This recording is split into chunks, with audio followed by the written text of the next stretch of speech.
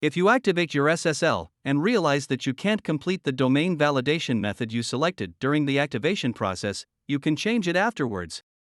You might do this if you don't have access to the email you selected for validation, the DNS settings of your domain, or the hosting server. To change your domain validation method, head to the status checker in your account dashboard and select the option Purchased an SSL certificate. Then enter the Sectigo order number of your SSL, your domain, and click Submit. Then, choose Change Method. The next page will display all available domain validation methods. Skip to the timecode displayed on the screen next to the validation method you wish to use. To validate your domain via email, choose the desired email address and click Change and Resend/Retry. The validation email will be sent to that address. Then follow the instructions in the email to complete domain validation. To validate your domain by adding a CNAME record to your domain's DNS settings, choose the CNAME CSR hash option. Then click Show Alternative DCV Information. Open the CNAME CSR hash tab. In a separate browser tab, open the DNS management of your domain name. The DNS is usually managed by your domain registrar or hosting provider. As an example, we will show how to add CNAME at GoDaddy.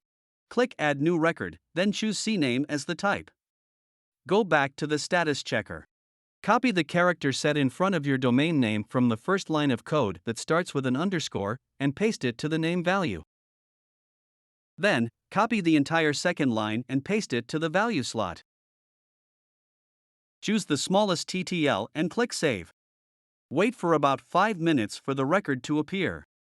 To force the check of the validation record, click Change and Resend/Retry. If the record has been set up correctly, domain validation should be passed within a minute. To validate your domain via the HTTP-based method, select the HTTP CSR hash option.